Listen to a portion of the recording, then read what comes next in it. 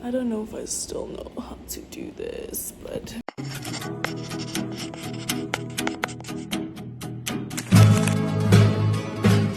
let's try it.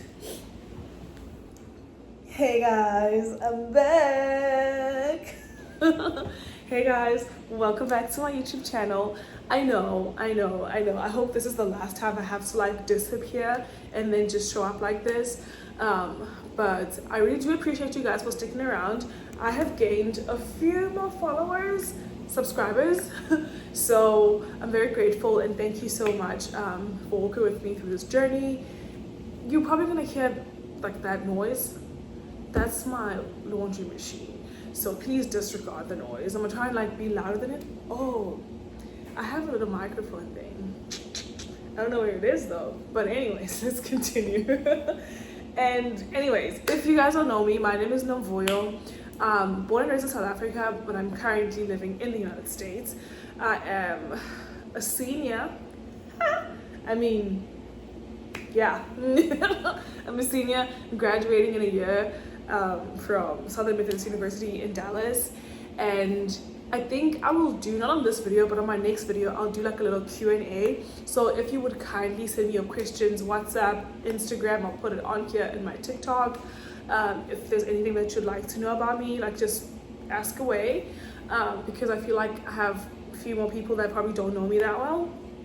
But first of all, I think we need to address the elephant in the room, and that is... Welcome to Johannesburg, where the local time is I 7:42. I went back home.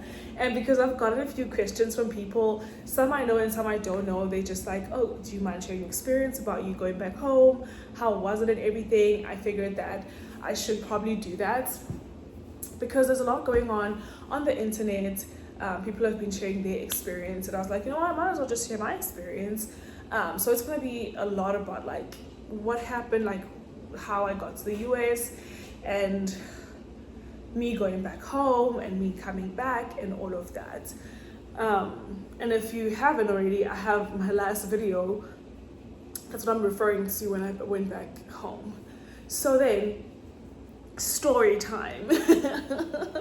So when I first moved to the US, it was in 2020. I got here in February, and then in March it was COVID. So not a great time, but I made the most of it. I've made the best of friends, friendships, relationships. It's just been it was a great time, given the whole COVID situation. So then I came to the US. I did my 2 years with the program, traveled a lot. I know it was COVID, but I was very cautious and I followed all the rules. But I did that. It was great, like definitely a 10 out of 10. I mean, it didn't start off great, but it ended like the first 4 months were like, but then the rest was heaven.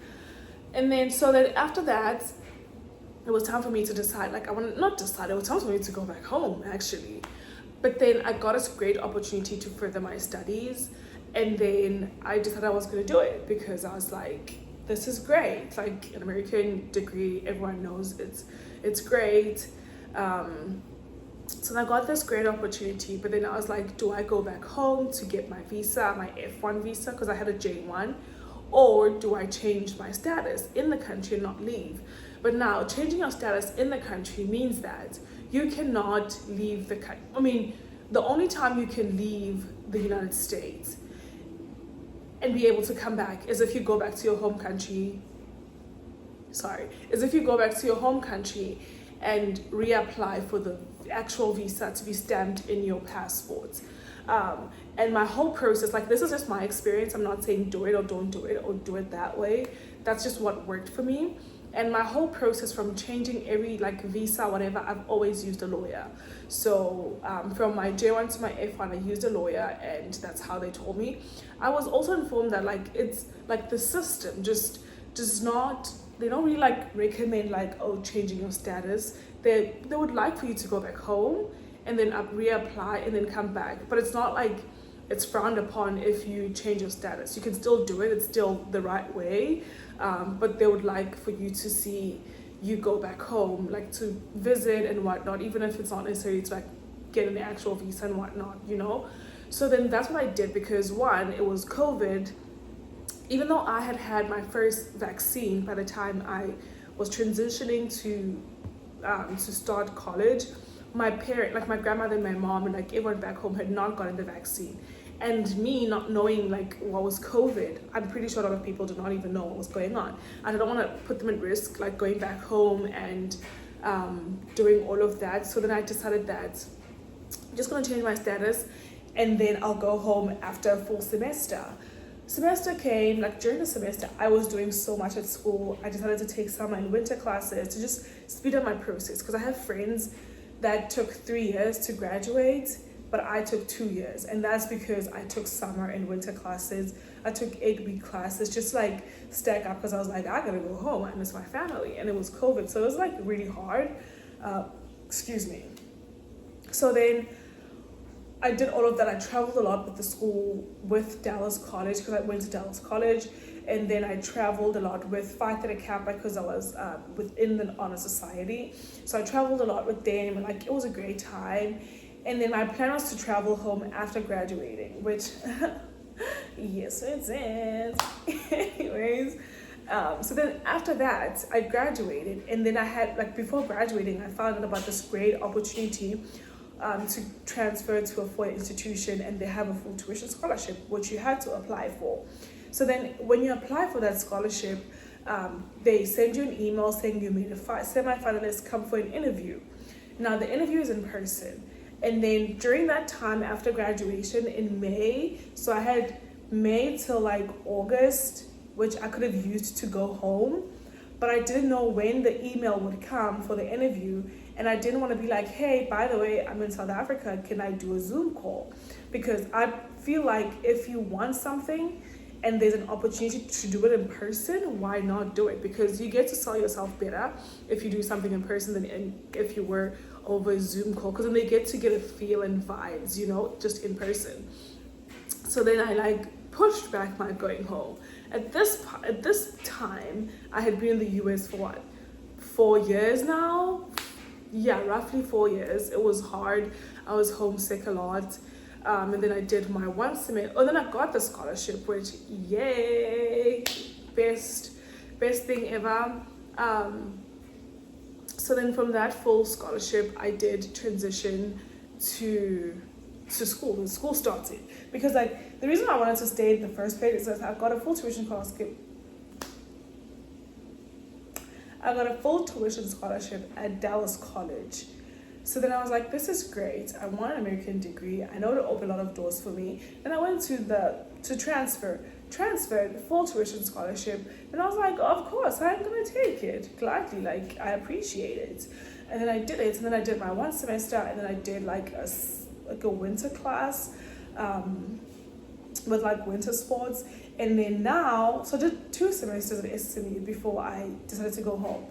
And then now I was in this little time again, like the summer break, May to August, which this time is free, not free time. I mean, other people do like internships and whatnot, but because I'm a research girly, I started my research. So I got to SMU, and the first day I spoke to my professors, I introduced myself. I told them this great idea that I have, because it's great. I mean, my research. And then I started working on like my proposal, getting my certificates for human subjects, and wrote like proposals to the IRB, Institution Review Board. All of that got approved, applied for funding, got all the funding to do my research. My research was in South Africa. So that, because I could have went anyway. I could have went to France, I could have went to Copenhagen, I could have went to China, I could have went anyway to do my research. But I was like, charity begins at home. So then I was like, I'm gonna go home, you know? But also I was like homesick. During that time I was very, very homesick. But then again, it was scary because everything was happening. They were like, don't travel back home. Like, international travels are like frowned upon. Don't go back home, it's scary. But like, I had prayed so much about it. I was like, God, if you want me to do this, if you know I'm gonna go home and I'll come back, show me the signs, you know? And I was like, dun dun dun dun dun. And again, everything happened the way that, like, I prayed about it, I fasted, and I got the signs. At first, okay, I'm just gonna tell you. So I had asked for a sign. I was like, God, if you want me to go back home and I'll be able to come back, like, because I obviously have to go and reapply for an actual F1, but that's also like scary. Like, given the fact that I had been gone for so long and had changed my status and like whatever, so then it was a scary time. So then I prayed. I was like, if I get this funding, I'm gonna go. I know that's a sign that I'm gonna go home and I'll be back. I got the emails till I got the funding. And then I was like, I don't know, maybe I just wrote too good of a proposal that they were gonna give me this. So then I applied for a second funding and I was like, if I get this one, that's my sign. And I got the second funding and I was like, are you sure, God? Is this what we're doing? I applied for a third funding for a different project to go to Tanzania. And then that one was like, I just pulled that one out of nowhere. And I was like, God, like, this is the last one. If I get this funding, I'm gonna go back home and I'm gonna do my research. I'm gonna see my family and I'll be able to come back. I got the funding again. And I was like, okay, cool. Like, okay, this is it. We're doing it. So then I applied for my F1 appointment online before I went home. I didn't tell, like, literally no one knew. Just maybe like a handful of people knew. My whole family knew. Of my close family friends knew.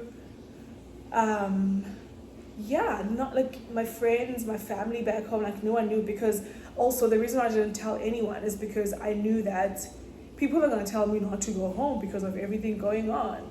They were like, no, don't go home. I stopped reading the news. I stopped watching the news. I stopped reading all the comments on like Facebook groups and whatnot of people saying don't go home, whatever. I was like, this is the sign I got from God, so this is what I'm doing. Lo and behold, time comes, I pack my bags, I go, and I get home. Well, I get to Johannesburg, because my plan was to get to Johannesburg, go for the interview, and then travel home, because I'm from the Free State. So I was gonna get to Johannesburg, stay in Johannesburg, get my visa, and go for the interview and then leave my passport there and then go back home. And then I was going to drive back to Johannesburg to go pick it up.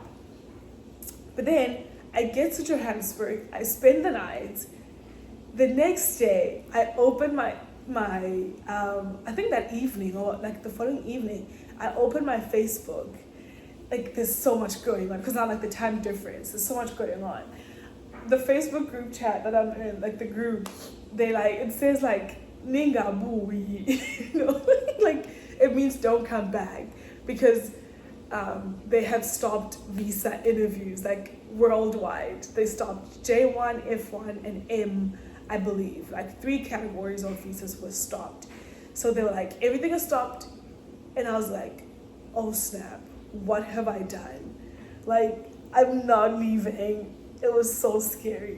So then the morning I had to go for my interview, because of like the whole system, I went back home to the Free State without a visa, without an interview, because I could not schedule like another interview. I could not schedule anything. So then I went back home, and then like that whole time was like so scary because I couldn't schedule an interview. I didn't know if they were going to open the interviews back on. It was every single day. Now I was back on social media, reading and listening to all these things, instead of just like being still in what I know God said he was going to do. But it was great. It was a great time being back home. I got to eat so much good food. Oh my gosh. But it took me a while to like just appreciate everything and be like, oh, I'm back. Like the culture shock, the reverse culture shock was insane. Even like my hometown, most of the people I grew up around, they're not even there anymore. Like some of them have kids, some of them are married, some of them live in different cities, some of them have moved. I would just walk around and I wouldn't even recognize all the kids or like anyone. I mean, like no one knew I was there, because I was like, people I knew are the people that I was interviewing, because I was there also for my research. So I was doing my research, And then like those people, because I had to go to like schools to interview teachers, I had to go and do like community people, like community members and stuff like that.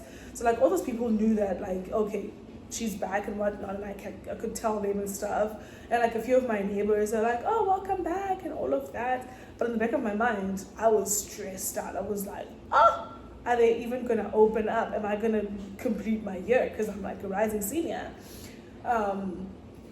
So then fast forward, they open the interviews. I'm able to schedule an interview. I go to Cape Town, I get my interview, I get my visa approved.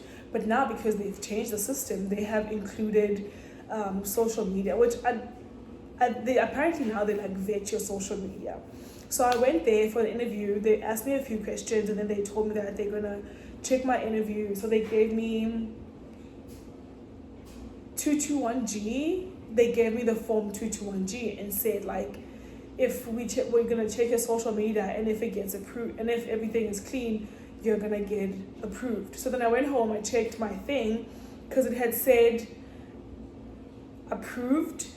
Yes, it said approved. As soon as I got home, like back to my hotel to check, it said approved because I went in the morning. And then I went on a Friday. Then the Saturday, it said issued. Because when you read there, it said that if it says issued, you know for a fact you're getting it. But if it still says approved, it can just say refused, just based on if your social media is not good, or they find something that they deem not worthy, like they don't trust that you're coming to do what you say you're going to do based on your social media. So then like it was really quick. The turnaround was really quick. So then it was like Friday, it said approved. Saturday, it said issued. And then on Monday, they said shipped. And I got it on a Thursday. So it was really quick. Because I also paid for I paid DHL to have them ship it to my house. Because I wasn't going to go back to Cape Town. Cape Town's on the other side from where I'm from. So then I went and picked it up. Well, they brought it to my house. No, they did not. My uncle had to go pick it up in town because they called me and they said the guy is not here to come and bring it. So if I have anyone or if I'm in town, I should come and pick it up myself. But I was like, I paid for you to come deliver it to my house. But I was like, you know what? Can my uncle come and pick it up? They were like, yeah, sure. And then he went and picked it up and then brought it to me in the evening. And they gave me not one, not two, but 3 years. So we thank you. 3 years, multiple entries. It was good. And I was very worried and scared because once they reopened the interviews, it was insane.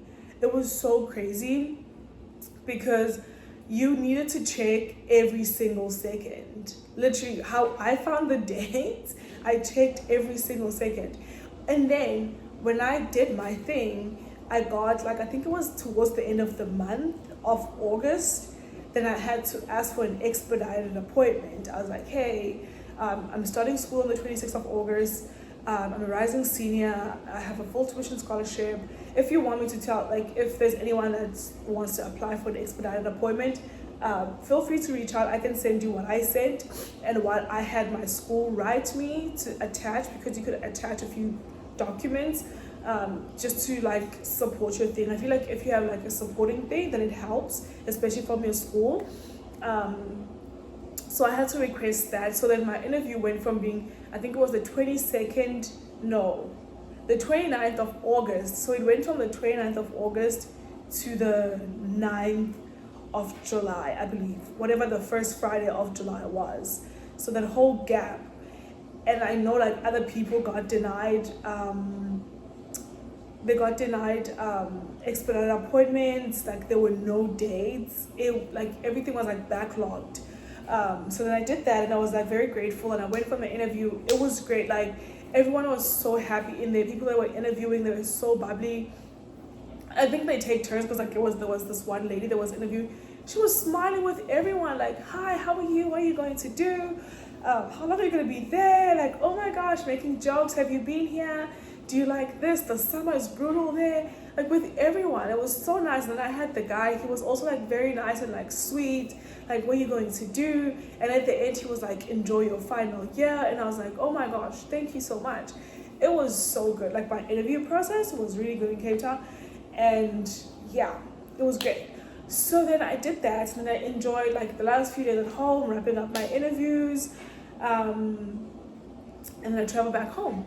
I traveled back to the US, and then as soon as I got to the US, I had to go through the security, the passport control, and then I was like scared as well. They was like, oh my gosh, they're gonna ask me, they could send me back home, because I had told my mom, I was like, don't post any pictures of me leaving, because I might not be allowed inside. I don't know why, but I was like kind of scared because of like all the stories that people are saying. So then I got there, and then they asked me they were like, where you going? I was like, Dallas, Texas. And then they were like, what are you going to do? I was like, finishing up my senior year at Southern Methodist University.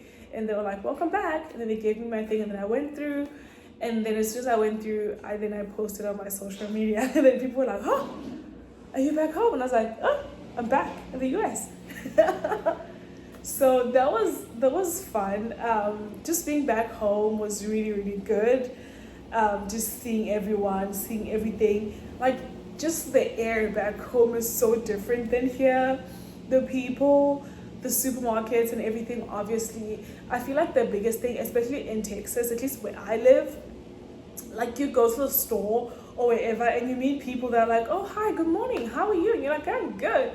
And you get home, people are just like, mind your own business. Everyone is just like doing their own thing. And I was just like, I don't know. But it was very nice being home. I enjoyed being with my family. I enjoyed because I had missed them so much. I cried so much. But now I'm back and I'm ready to finish up senior year and then see what else is there for me to do.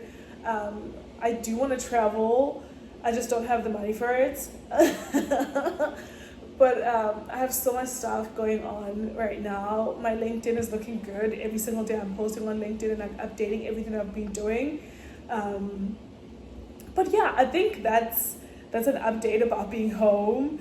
I didn't really travel a lot. I mean, yeah, because I was there mainly for my research and then just to see family. I wanted to go to Tanzania to work on my other project, but because my visa interview fell on the time when I was supposed to go, I ended up not being able to go. But hopefully I'll be able to go next year because I'm like really excited. I was really excited to go there. I've made a lot of friends. I haven't met them, but hopefully we'll meet when I get to go to Tanzania. What else? Yes, and next week it's back to school, senior year. I'm excited. Like,